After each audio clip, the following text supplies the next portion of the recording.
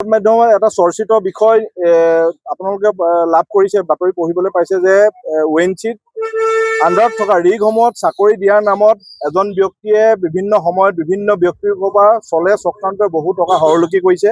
আৰু হৰলুকি কৰা যুৱকসকল অসমীয়া যুৱক, বহুকেইজন অসমীয়া যুৱক যুৱতী আছে। সেইসকলৰ পৰা চাকৰি আদায় দিয়াৰ নামত তেখেতৰ বৃহৎ পৰিমাণৰ ধন তেখেতলোকৰ পৰা সংগ্ৰহ কৰা হৈছে আৰু বিভিন্ন অভিযোগ ইতিমধ্যে ভুক্তভোগীয়ে বিভিন্ন মাধ্যমৰ যোগেদি প্ৰকাশ কৰিছে। আৰু তাৰ বিৰুদ্ধে ইতিমধ্যে সংবাদ মাধ্যমতো এই গোটেই বিষয়বিলাক অৱগত কৰা হৈছে। আমি অকল ভুক্তভোগী আছে তেওঁলোকে উচিত তদন্ত পায়, যাতে উচিত এক বিচাৰ যাতে উপায়ুক্ত মহোদয়ে কৰি দিয়ে, যাতে উচিত বিচাৰ যাতে ONGC ED মহোদয়ে কৰি দিয়ে, তাৰ বাবে আমি উপায়ুক্ত মহোদয়ৰ কাৰ্যালয়ত এখন স্মাৰকপত্ৰ আমি প্ৰদান কৰিছোঁ। আৰু এটা বৃহৎ নেক্সাছ আজি দীৰ্ঘদিন ধৰি আমি চলি থকা আমাৰ দৃষ্টিগোচৰ হৈছে, যিহেতু ONGCত চাকৰি দিয়াৰ নামত, ONGCত গাড়ী নিবিদা দিয়াৰ নামত, ONGCৰ আণ্ডাৰত থকা ৰিগসমূহত চাকৰি দিয়াৰ নামত বিভিন্ন ব্যক্তিয়ে বিভিন্ন প্ৰকাৰে বহুত টকা বিভিন্ন যুৱক যুৱতীৰ পৰা সংগ্ৰহ কৰিছে। আৰু বিভিন্ন যুৱকে কোনোবাই মাটি বন্ধক দি বা কাৰোবাৰ পৰা ধাৰে লৈ এই টকাসমূহ তেখেতলোকে যিসকলে পইচা সংগ্ৰহ কৰিছিলে তেখেতলোকক হাতত তুলি দিছিলে।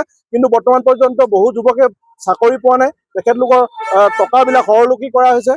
গতিকে মই উপায়ুক্ত মহোদয়ক অনুৰোধ জনাইছোঁ, ইয়াৰ পৰা যাতে উচিত এক তদন্ত কৰি বিচাৰ প্ৰক্ৰিয়া আৰম্ভ কৰে। আৰক্ষী অধীক্ষক মহোদয়কো অনুৰোধ জনাইছোঁ যে দীৰ্ঘদিন ধৰি এটা বৃহৎ নেক্সাছ শিৱসাগৰ জিলাখনত চলি আছে। গাড়ী দিয়াৰ নামত বহু ব্যক্তিৰ পৰা টকা হৰলুকি কৰিছে। ইতিমধ্যে যোৱাকালি তিয়কতো ONGCৰ চাকৰি বা গাড়ী দিয়াৰ নামত টকা লোৱা এজন ব্যক্তিক আৰক্ষীয়ে কৰায়ত্ব কৰিছে। গতিকে গোটেই বিষয়টোৰ ওপৰত আমি ED মহোদয় আৰু উপায়ুক্ত মহোদয় আমি হস্তক্ষেপ বিচাৰিছোঁ। আজি আমি অসমীয়া যুৱ মঞ্চই শিৱসাগৰ জিলা আয়ুক্ত আৰু নাজিৰা ONGC EDক এখন স্মাৰকপত্ৰ আমি প্ৰদান কৰোঁ। ইয়াৰ কাৰণটো হ'ল যে ঋতুৰাজ বৰগোহাঁই নামৰ এজন যুৱকে কি কৈছে, DBR এণ্টাৰপ্ৰাইজ নামৰ এখন তেখেতে কি কৰিছে, ৰেজিষ্টাৰ্ড এখন ফাৰ্ম খুলি লৈছে। আৰু সেই ফাৰ্মখনে কি কৰিছে, তেওঁলোকে বিভিন্ন ধৰণৰ নিবনুৱাক টাৰ্গেট কৰিছে।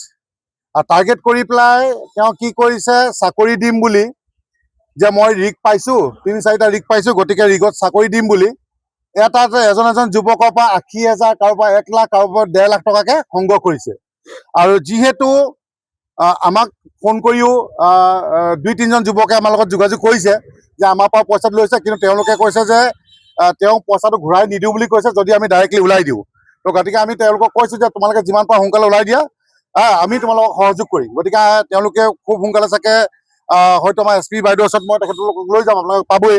গতিকে তাৰ আগতে আমি কি কৰিছোঁ, এখন স্মাৰকপত্ৰ প্ৰদান কৰিছোঁ। আৰু তেওঁ ঠগবাজ ধুৰন্ধৰ বুলি আমি ইতিমধ্যে আগতে গম পাইছোঁ। কাৰণ কেলে এনেকুৱা এটা কেছ তেওঁ চেৰছ নামৰ এটা কোম্পানীৰ লগত কৰিছিলে। সেইটো আমগুৰি নামত আজিও কেছ আছেই, আপোনালোকে গ'লে আমগুৰি থানাত এই কেছৰ কাগজখন তাতে পাব। কাৰণ তেওঁ কি কৈছে, ইকুইপমেণ্ট মানে ৰিগৰ যিবিলাক সামগ্ৰী বা মেচিনাৰী কিবা বস্তু দিম বুলি 35 লাখ টকা তেওঁ হৰলুকি কৰিছিলে। আৰু হৰলুকি কৰি তেওঁ মোবাইল চোবাইল অফ কৰি পেলাই সেই পইচাটো দিয়া নাছিলে। এই যেতিয়া কেছটো হয় তেতিয়া মই নিজে আছিলোঁ তাত। আৰু তেওঁ কি কৈছিলে, যিজন ক্ষীৰোদ নামৰ এজন মেনেজাৰ আছিলে, সেই মেনেজাৰজনৰ পৰা এডভান্স টকা লৈছিলে, যে মই বস্তুখিনি দিম বুলি এডভান্স টকা লৈছিলে। এডভান্স টকা লৈ পেলাই আজি পৰ্যন্ত তেওঁ কেইটকামান ন্যূনতম পইচা ঘূৰাই দিলে, কিন্তু বাকীখিনি পইচা আজিলৈকে ঘূৰাই দিয়া নাই।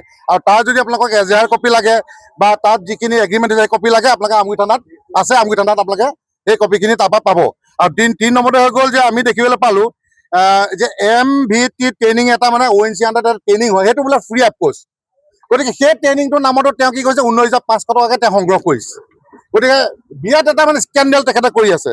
আৰু 3 নম্বৰতে হৈ গ'ল যে আমি এটা বুজি পোৱা নাই যে ক্ৰিছ ড্ৰিলিং যিটো মানে 7 বছৰৰ কাৰণে এটা ৰিগ পায়, সেই ক্ৰিছ ড্ৰিলিঙে কেনেকৈ এইজন ঋতুৰাজ বৰগোহাঁই স্বত্বাধিকাৰীক এই কণ্টেক্ট এটা বৰ্তমান তেওঁ কণ্টেক্ট দিছে বোলে, কেনেকৈ কণ্টেক্ট দিছে ইমান অভিযোগ থকাৰ পিছত আমি বুজি পোৱা নাই। গতিকে আমি ED মহোদয়ক আজি স্পষ্ট ভাষাৰে কৈ দিছোঁ, আজি উপায়ুক্ত মহোদয়ক কৈছোঁ যে এই যিটো তেখেতে কণ্টেক্ট পাইছে এইটো বাতিল কৰিব লাগে, অন্যথা কিন্তু আমি ONGCৰ ওপৰত ভয়াৱহ প্ৰতিবাদ কাৰ্যসূচী হাতত ল'বলৈ বাধ্য হ'ম।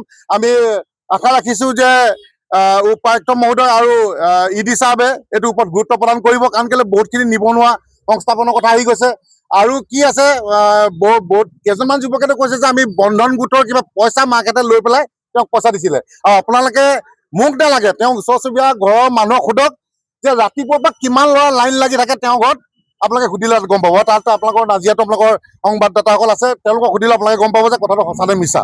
গতিকে যিহেতু প্ৰমাণ সহকাৰে যে আপোনালোকে এতিয়া ক'ব পাৰে যে প্ৰমাণ কিবা আছে প্ৰমাণ। গতিকে যিকেইজন যুৱকে আমাৰ লগত যোগাযোগ কৰিছিলে খুব সোনকালে ওলাব। আৰু 2 নম্বৰত আপোনালোকক ক'লোৱে যে স্কেণ্ডেল কৰা যিটো আপোনাৰ 2 নম্বৰী তেখেতে কৰি পেলাই ফ্ৰড কৰি পেলাই পইচা লৈছিলে, সেইটো আমগুৰি থানাত এতিয়া আপোনালোকে গ'লে তাৰ পৰা আপোনালোকে এজাহাৰ কপি সংগ্ৰহ কৰিব পাৰিব। সেইটো আমি এতিয়ালৈকে গম পোৱা নাই। হয়তো কাৰণ কেলৈ বহুত যুৱকক প্ৰায় তেওঁ বোলে এতিয়ালৈকে 70-80 লাখ টকা মানে কালেকশ্যন কৰিছে। কাৰণ কেলৈ এজনক 20,000 30,000 দিয়ে। গতিকে ইয়াত এছ'চিয়েশ্যনো বহুত কেইখন আছে। গতিকে আপোনালোকে তেওঁলোকক সুধিলেও গম পাব, তেওঁলোকৰ যোগেদিও মানুহ পাব।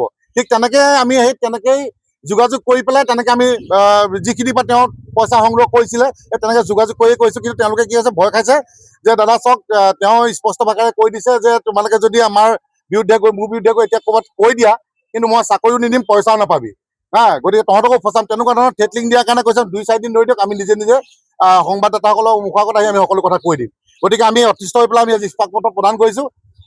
অতি শীঘ্ৰে যদি ONGC বা আয়ুক্ত মহোদয়ে ইয়াৰ ওপৰত বিধি ব্যৱস্থা নলয় বা যি এই ক্ৰিছ ডিলিঙে তেওঁলোকক যিটো কণ্ট্ৰেক্ট দিছে যদি বাতিল নকৰে, কিন্তু পৰিৱেশ পৰিস্থিতি বেয়া হ'ব। এনেকুৱা ধুৰমদামী ঠগদামী কিন্তু কণ্ট্ৰেক্ট দিব নোৱাৰিব, চিধা কথা স্পষ্ট কথা।